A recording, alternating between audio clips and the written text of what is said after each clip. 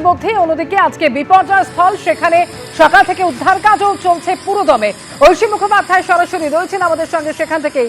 ঐশী, এই মুহূর্তে যেটা মূল চ্যালেঞ্জ সেটা হচ্ছে ভেতরে কেউ রয়েছে কিনা নিশ্চিত করা, যদি কেউ থেকে থাকে সেই জায়গা লোকেট করা, এবং তারপরেই ম্যাসিভ কাটিং শুরু হবে, যার মাধ্যমে ধ্বংসাবশেষ সরিয়ে ফেলার কাজ শুরু হবে। আজ সকাল থেকে উদ্ধার কাজ চলছে, কোন পর্যায়ে এই মুহূর্তে সেই কাজ? দেখো, বুধবারে ঘটনাটি ঘটেছে এবং সেই দুর্ঘটনা ঘটে যাওয়ার পরে আজকে ৩ নম্বর দিন। এখনো পর্যন্ত যদি ভিতরে এই ডেব্রিস অর্থাৎ ধ্বংসস্তূপের তলে কেউ থাকেন, তাহলে তিনি যদি বেঁচেও থাকেন তাহলে সেটা মিরাকেলের থেকে কম কিছু নয়। গতকাল রাত্রেবেলায় আমরা দেখেছিলাম, গতকাল সকাল থেকেই কিন্তু তারা শুরু করেছিলেন ইন্টেন্সিভ সার্চ অপারেশন, অর্থাৎ প্রত্যেকটা জায়গায় কিন্তু তারা তল্লাশি চালাচ্ছিলেন নিবিড়ভাবে, এবং সেখানে কিন্তু আমরা দেখেছিলাম 3টে জায়গা সুনিশ্চিত করেছিলেন তারা। 3টে সুনির্দিষ্ট জায়গায় তারা প্রথমে খনন কাজ শুরু করেন এবং খুঁড়ে তারপরে ভিতরে প্রবেশ করেন।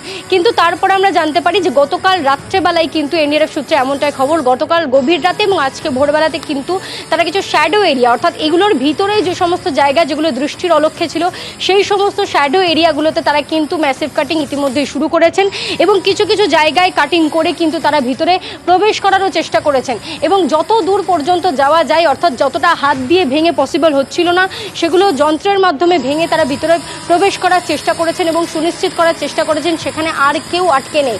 এনডিআরএফের আধিকারিকরা যেমনটা জানিয়েছিলেন যে তারা এই যে ভিকটিম লোকেটিং ক্যামেরার ব্যবহার করছেন এবং তার সঙ্গে ব্যবহার করছেন স্ক্যানিংয়ের, ম্যাপিংয়ের, এবং যেভাবে প্রথম দিন থেকে লাইভ ডিটেকশন তারা করছিলেন সেভাবেই লাইভ ডিটেক্ট করার যে সমস্ত ডিভাইস মেশিনগুলো রয়েছে সেগুলোও কিন্তু গতকালে ব্যবহার করা হয়েছে। আজকে সকালেও কিন্তু প্রাণের তল্লাশি এভাবেই চলছে।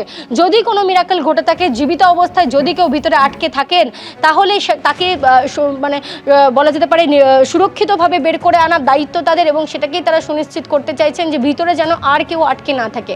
ভিতরে যখনই তারা নিশ্চিত হতে পারবেন যে ভেতরে আর কেউ জীবিত অবস্থায় আটকে নেই, তারপরে কিন্তু তারা এই ধ্বংসস্তূপ সরানোর কাজ শুরু করবেন। তবে সেক্ষেত্রেও কিন্তু তারা অন্য একটি স্ট্র্যাটেজির কথা আমাদেরকে বলেছিলেন যে 4টি জায়গায় ভাগ করে নেওয়া হবে এবং 4টি জোনকে একে একে কিন্তু তারা ছাড়পত্র দেবেন যে সেখানে আর কেউ আটকে নেই। টেকনিক্যাল টিম তারপরে সুনিশ্চিত করবেন প্রযুক্তির মধ্যে দিয়ে যে সেখানে আর কেউ আটকে নেই। তার পরবর্তী সময়েই কিন্তু যে সমস্ত ভারী যন্ত্রপাতি, অর্থাৎ বুলডোজার হোক কিংবা অন্যান্য যন্ত্রপাতি, সেগুলো ব্যবহার করা হবে। গতকাল দেখেছিলাম ভারতীয় রেলের পক্ষ থেকে অক্সিকাটার এবং প্লাজমা কাটার নিয়ে আসা হয়েছে, সেগুলোর মধ্যে থেকে একটি ব্যবহার করা হয়েছে এবং অন্যান্য অক্সিকাটার, প্লাজমা কাটারগুলো কিন্তু আগামীতে ব্যবহার করা হবে যখন এই ডেব্রিস সম্পূর্ণভাবে সরানোর সিদ্ধান্ত নেওয়া হবে। তবে এখনও পর্যন্ত কিন্তু এনডিআরএফ কোনো চূড়ান্ত সিদ্ধান্ত নেয়নি এই ম্যাসিভ কাটিংয়ের দিকে এগোনোর ক্ষেত্রে। এখনও পর্যন্ত এনডিআরএফের আধিকারিকরা তারা সমন্বয়ের সঙ্গে আলোচনার মাধ্যমে তারা সিদ্ধান্ত নেওয়ার দিকে এগিয়ে যাচ্ছেন যে পরবর্তী সময়ে ঠিক কীভাবে উদ্ধার কার্য চালানো হবে, এবং উদ্ধার কার্য কিন্তু এখনও চলছে। যদিও বা গতকাল 11 জনের যে টিম, সেই টিম এসেছিল এবং সেই এনকোয়ারি কমিটির মধ্যে থেকে সিপি আমাদেরকে জানান সকলকে যে সেখানে কিন্তু আর কোনো স্মেল বা গন্ধ পাওয়া যাচ্ছে না। তাই এটা সুনিশ্চিত তারা হতে চাইছেন যে ভিতরে আর যেন একজনও আটকে না থাকেন।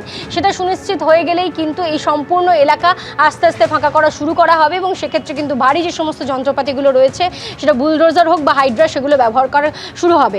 এবং এনডিআরএফ কিন্তু এক্ষেত্রে চূড়ান্ত সিদ্ধান্ত নেবে। মুখ্যমন্ত্রীও জানিয়েছেন এনডিআরএফই চূড়ান্ত সিদ্ধান্ত নেবে। যেরকম দেখতে পাচ্ছ প্রথম দিন থেকে যেভাবে সমন্বয়ের মাধ্যমে কাজ চলছে, সেনাবাহিনী, এনডিআরএফ, ডিএমজি, কেএমসি এবং পুলিশ রয়েছে উপস্থিত, এবং তার সঙ্গে প্রথম দফাতে দমকল বাহিনীরা হাত লাগিয়েছিল, সেভাবেই কিন্তু কাজ চলছে।